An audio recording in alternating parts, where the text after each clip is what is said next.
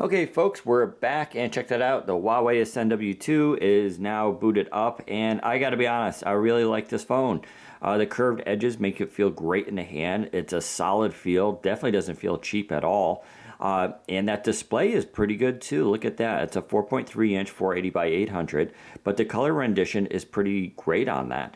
It's vibrant. It's not super vibrant. It's no super AMOLED screen, but hey, the colors look good to me. There is a lot of bezel on this device, as you can see there. No argument there, so some people are going to not like that. But let's keep in mind, this phone goes for $250 off contract. That is a bargain price for what is a solid hardware, in my opinion. That's a 1.4 gigahertz dual-core CPU, 8 gigs of storage, microSD expansion. It only has 512 megs of RAM, which is sort of a bit of a downside there, but we've already seen that most apps are either compatible with that or they're gaining compatibility, so not a big deal. Overall though, the design is really good. Let's show you one more interesting things there. You can probably see those buttons at the bottom. They light up and they're blue, but don't worry if you don't like that, because changing your theme changes those buttons. That is a really neat feature. It's something I kind of wish Nokia would do, although at this point it would probably look like they're lifting the ideas from Huawei.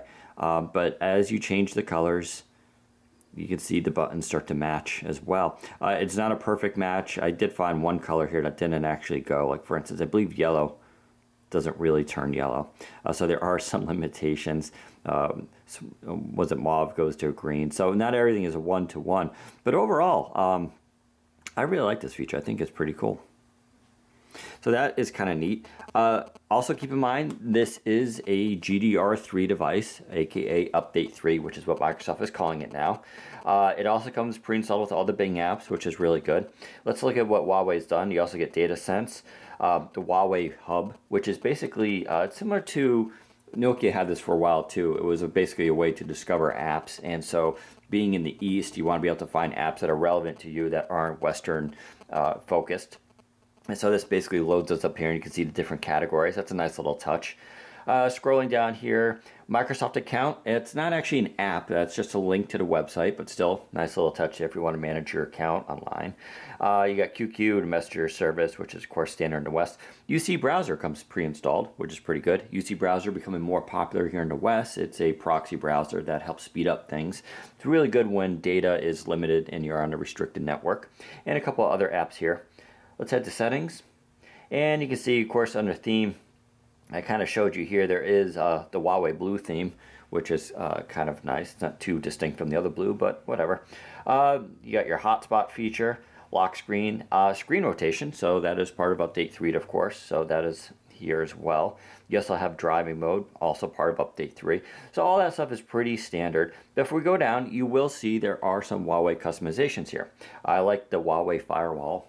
It's reminiscent of the great China firewall that they used to block internet over there. So it is basically an SMS and phone filter. You can turn on and off notifications, block calls, block messages, see who was actually blocked, and there's your block list. So that is a nice touch.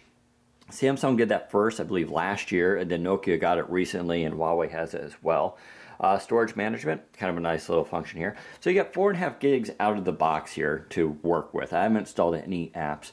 4.5 gigs, not too much, but if you're just using this as a basic phone with a few apps, it's actually not too bad. And then don't forget, you can put the microSD storage on there for your photos and video and documents, so that helps a little bit as well. You can see cache and temporary files, and I can clear those, which is pretty good. Tells you how much space I freed up. So that's a nice little touch there. You also have app installation packs. Look at that. We've talked about this before in the podcast, but yeah, this can actually fix things here and delete app installation packs. I have not seen that on a Nokia or a Samsung device. So that's a very specific function. Kudos to Huawei for doing that. Especially on a device with limited memory, as I'm sure you guys can appreciate. Additional phone settings here. Samsung has this, call forwarding, call waiting, kind of nice. You also get your network settings. Now, I do have an AT&T SIM in this. It's working. It's only Edge right now. I haven't done the full APN settings. The APNs for AT&T was not built into this device, so you got to put them in manually, although it still works. So far, I'm just getting Edge, but that might change. I'm not sure if this is an HPA device. Then you have your network settings and legal information, and then others. I'm not even sure what others is. Oh, key vibration. Oh, that's kind of nice. So you can turn the key vibration on or off for haptic feedback. I'm sure a lot of people actually will appreciate that. I like the haptic feedback, but some don't.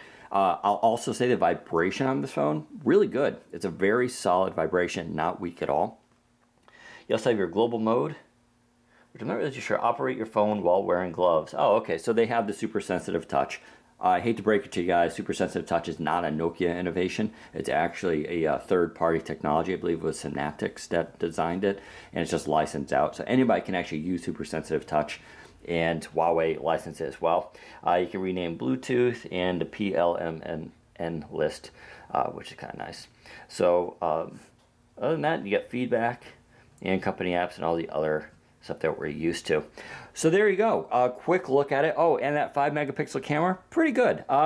It's not the most vibrant camera, but images were sharp. I'll put one or two photos up on WP Central with this, preview of this device so you guys can get an idea of it. But there you go, the Huawei Ascend 2. A really nice budget phone, I have to admit. And this comes in a wide variety of colors if you don't like blue. You can get, I believe, yellow, red, and black as well. But overall, pretty cool. Windows Phone 8, Update 3.